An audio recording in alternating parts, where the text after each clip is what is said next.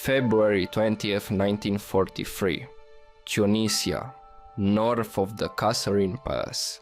It was early morning. The North African battlefield was filled with dust, smoke, and the smell of burned metal.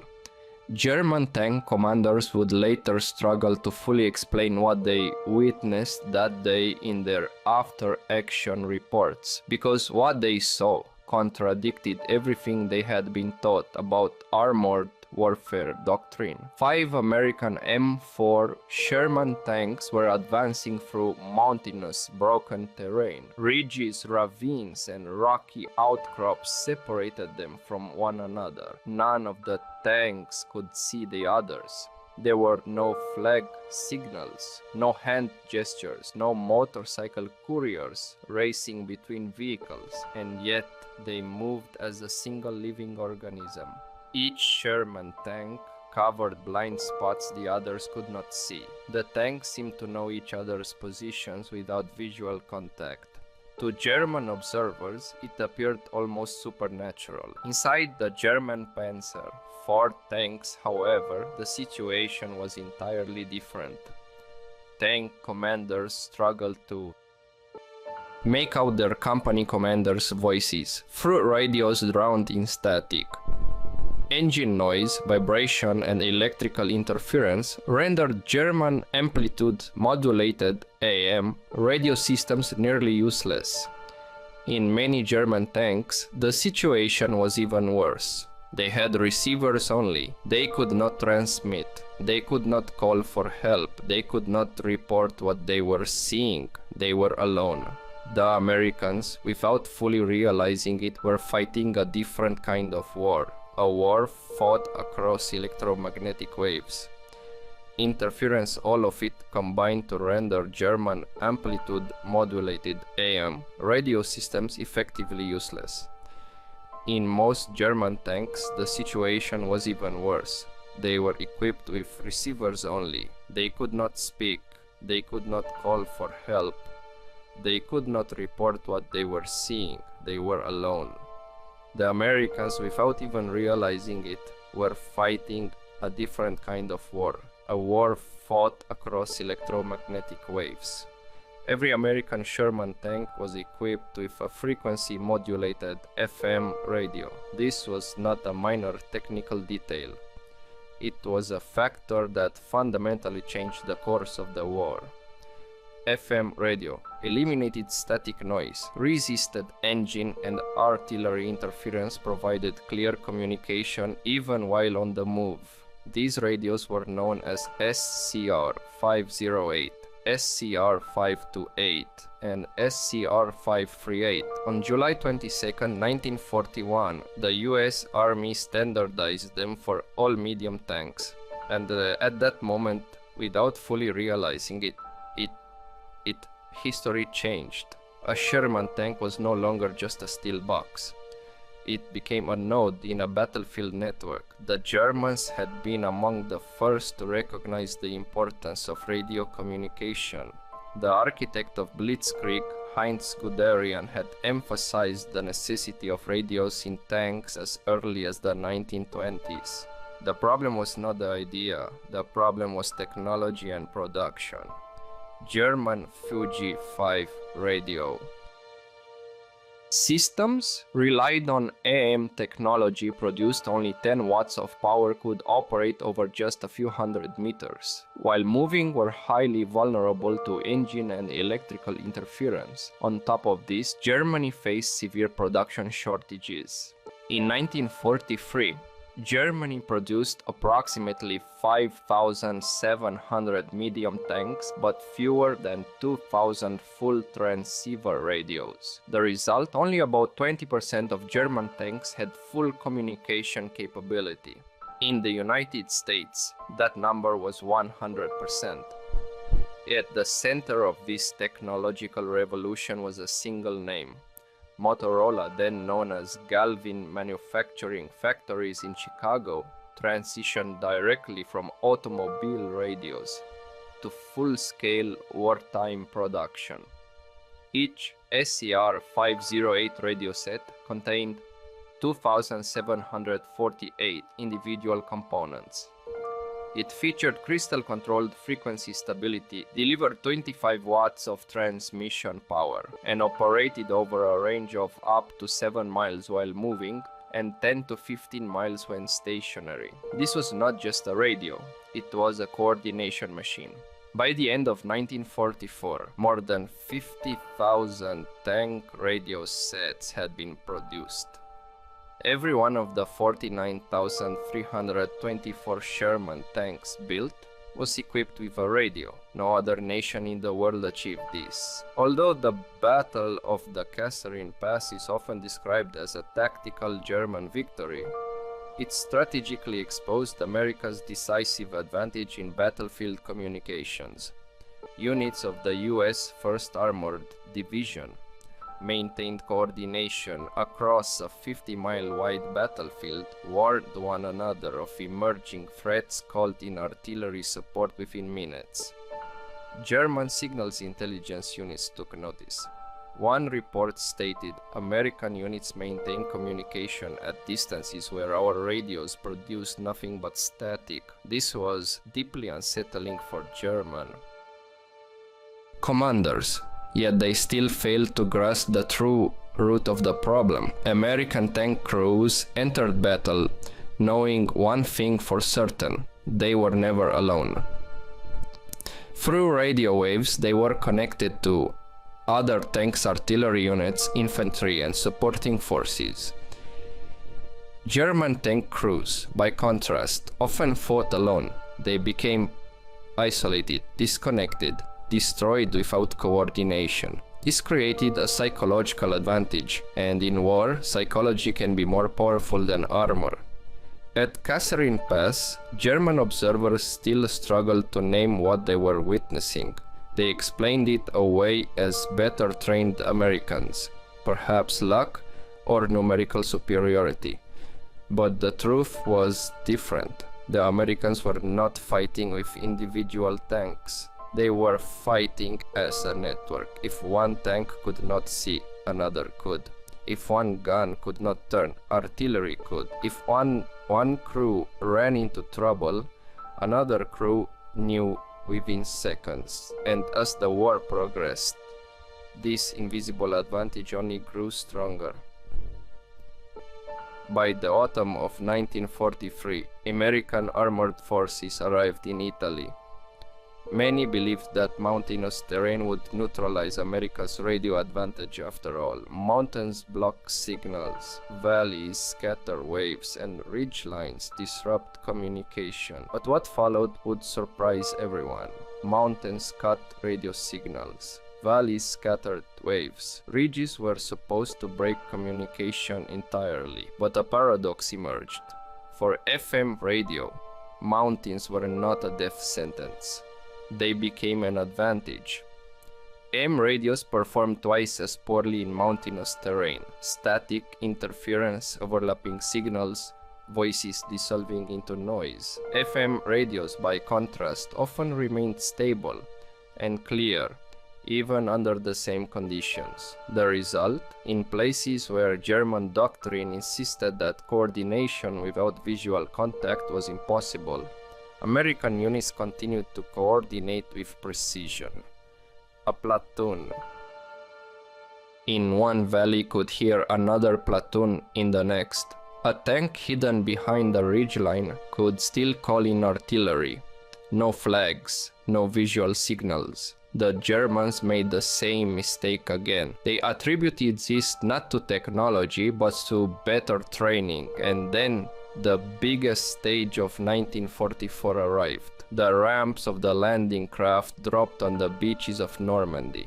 Sherman tanks rolled out of the surf. Sand, smoke, explosions, shouting. Even in that chaos, Sherman tanks were still part of a network. SCR-508 radios connected tanks to one another. They coordinated with naval forces. They spoke to artillery. They maintained contact between scattered units. This had become routine for the Americans, but the Normandy campaign exposed a critical weakness. Tanks could talk to tanks, but tanks could not talk to infantry, and that gap became a deadly one. Bocage, the hedgerow hell. The Norman hedgerows bocage divided the countryside into walls of earth and vegetation 2 to 3 meters high. Visibility was not 100 meters, sometimes it wasn't even 20. A tank advanced but could not see. Infantry could see but could not warn. German infantry armed with Panzerfausts hid behind the hedgerows. They could approach a Sherman at close range. The tank crew often did not realize the danger until the final moment. The most terrifying part was this: even when nearby American infantry saw the threat and shouted, the tank crews inside often could not hear them. Engine noise, the chaos inside the armor, the roar of battle, all of it swallowed sound. The roar of battle swallowed every sound. For several weeks in Normandy, this problem cost the Americans dearly, and then, once again, the Americans did something characteristically American. They solved the problem not in a laboratory, but on the battlefield. Tank crews began mounting field telephones on the outside of their tanks, often by simply welding ammunition boxes to the hull and installing E8 field phones. An infantryman could walk up to the tank, pick up the phone, press the button, and inside the tank a signal would ring. In that moment, something changed. Tank and infantry became a single body. Now an infantryman could say, "There is a Panzerfaust behind the right hedgerow," and the tank would immediately swing its gun. He could say, "Enemy machine gun on my right," and the tank would silence it. This was not just a technical fix. It changed the rhythm of the war. After weeks of being trapped between hedgerows in Normandy, the Americans prepared a massive blow. Operation Cobra. Here, the Sherman's invisible strength was revealed at full potential. Imagine it. More than 200 Sherman tanks moving at the same time. Dust, smoke, the fire, attacks from multiple directions. Artillery barrages falling in rapid succession. On paper, coordinating such an assault should have been nearly impossible, because in battle, everything changes. A plan becomes obsolete in 10 minutes, but the Americans did not advance by plan. They advanced by connection. One tank spotted an enemy position, reported it within seconds. Another tank adjusted its movement based on that information. Artillery observers said, "That's the target," and the strike arrived minutes later. To German defenders, this appeared supernatural, because they still imagined tank warfare like this. The command tank gives the order. If the command tank is destroyed, the platoon collapses. If you can't see, you can't coordinate. The Americans overturned all of it. Every tank was a command node. Every tank could speak. Every tank could share information. Every tank could listen. Every tank could speak. Every tank could share information. Every tank could listen. This was more powerful than armor, more powerful than guns. German commanders often marked their command tanks by fitting them with additional antennas. When those tanks were destroyed, entire platoons were left blind. The Americans had no such weakness. There was no single neck to cut. The network had no neck. When one node fell, the others kept working. It was like the modern internet. If one server goes down, the system does not collapse. The German system, by contrast, was like a single line. When the line was cut, everything stopped. And so, by the summer of 1944, the Germans were forced to confront a reality. They could have more powerful guns, they could have thicker armor, they could have more intimidating tanks, but the Americans possessed something else. They fought together, and now the question became unavoidable. If a network could amplify a tank, then when the Germans launched a new offensive with Panthers and Tigers at the end of 1944, would that same network defeat them as well? Because the winter of 1944 was coming, and it had a name, the Ardennes, the Battle of the Bulge. December 1944, on the Western Front, temperatures dropped, days grew shorter, and the roads froze solid. Germany prepared its final major blow. They still believed they held an advantage. Panthers, not Tigers, fear. The plan was simple. A surprise attack through the Ardennes forest to break the American lines, advance rapidly and split the Western Allies. History would remember it as the Battle of the Bulge. German commanders believed one thing above all else. If American tanks were separated, they would lose coordination. Fog, snow, forest, night. All of it should have killed communication. But once again, they were wrong. In the Ardennes forest, visibility sometimes dropped to 30 meters. Snow, fog, trees. Visual contact was almost non-existent. According to German doctrine, this should have meant the end of coordination. For the Americans, however, it was simply a matter of radio range. Sherman tanks could detect the enemy without seeing them relay warnings instantly and maintain coordination across units.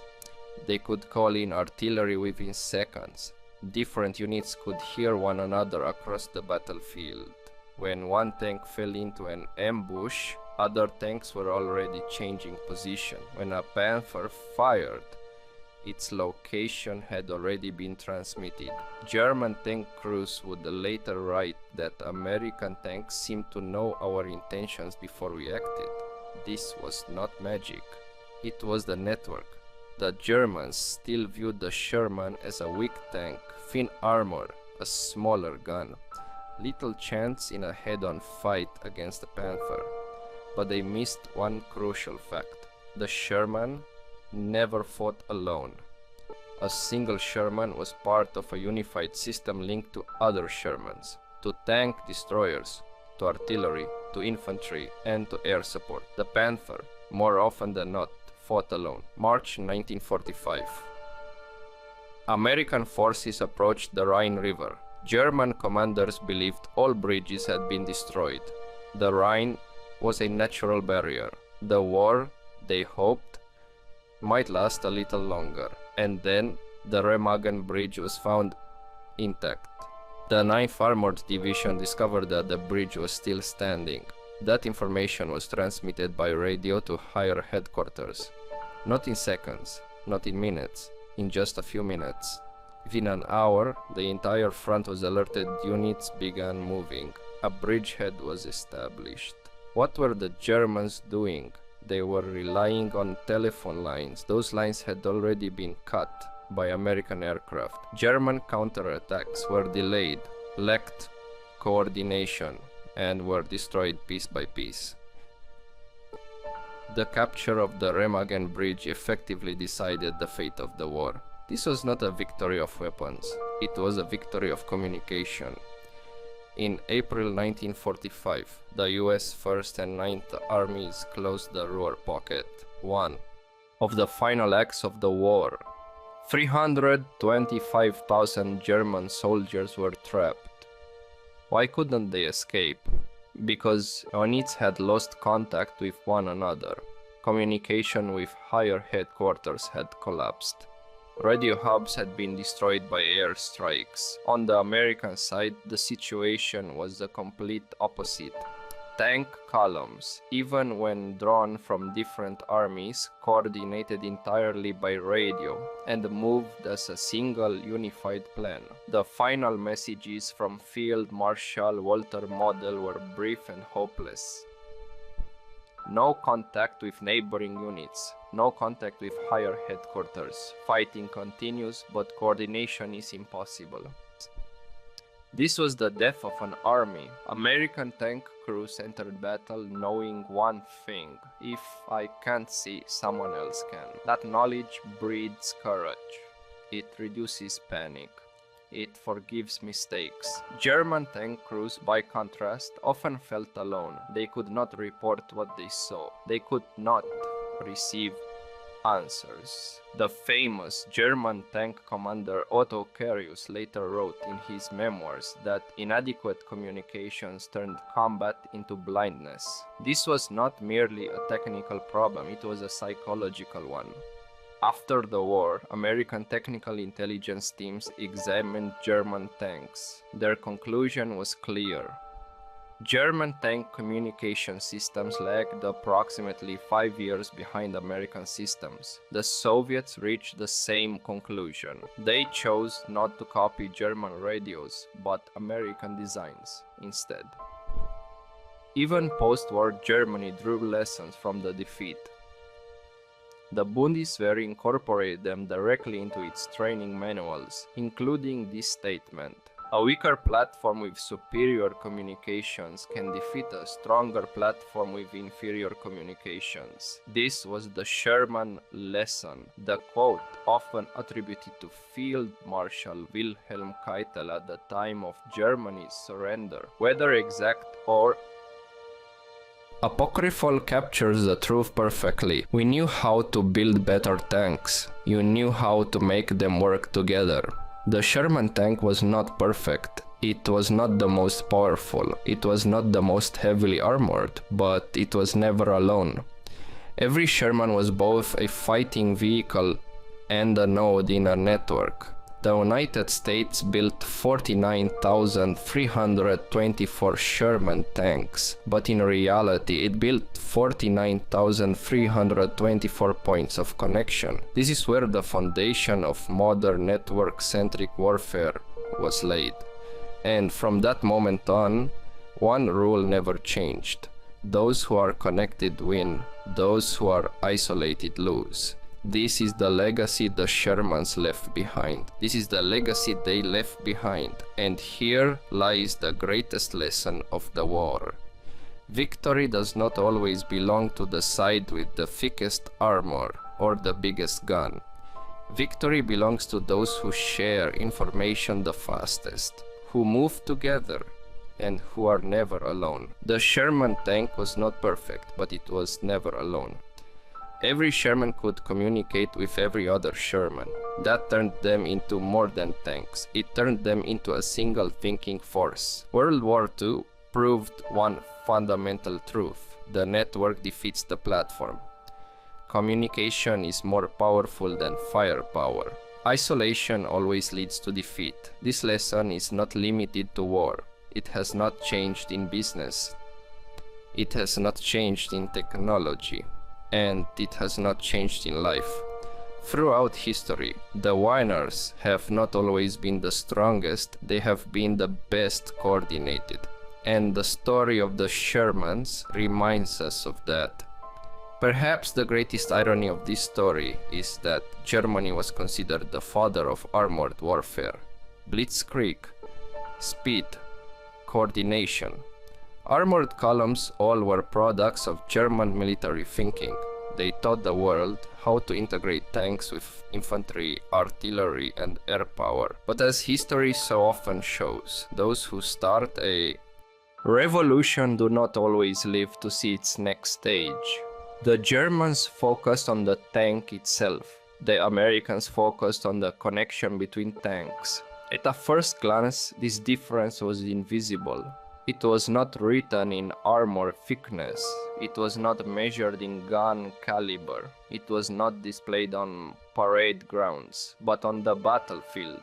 In the dust, the smoke, and the chaos, this difference decided everything. American tank crews often knew the enemy was present before they ever saw them with their own eyes. A threat detected by one tank became a shared problem for all within seconds.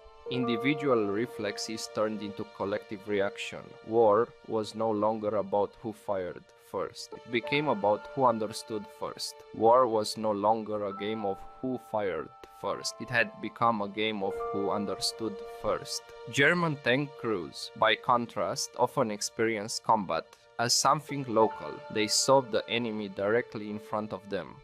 They fought what they could see, but they remained unaware of the larger picture. This did not make them cowardly. German tank crews were brave, but it made them isolated, and in war, isolation always leads to defeat sooner or later.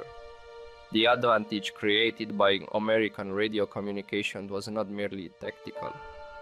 It was an advantage of strategic tempo. The Americans were not reacting to events, they were moving ahead of them. This robbed Germany of its greatest strengths, surprise and initiative. As the war drew to a close, German commanders began to sense this truth, but by then, it was too late. Production was delayed, resources were exhausted, and most importantly, there was no time left for a shift in mindset.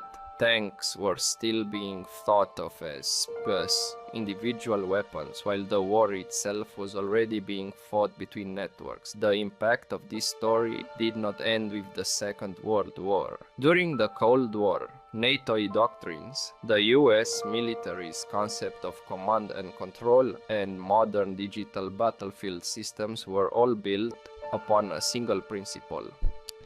Whoever shares information the fastest controls the fight. Today's main battle tanks, fighter aircraft, and even unmanned aerial vehicles are no longer designed simply as weapons. They are designed as elements of a network, not to be powerful alone but to speak to one another. And the roots of this entire way of thinking may trace back to a single morning at the Kasserine Pass, when 5 Sherman tanks moved without seeing one another yet acted as one. That day, the Germans realized something too late. They could see the enemy's tanks, but they could not see how the enemy was thinking. And that changed the course of the war, because history reminds us once again. Victory does not belong to the side with the strongest weapons, but to the side with the best connected mind.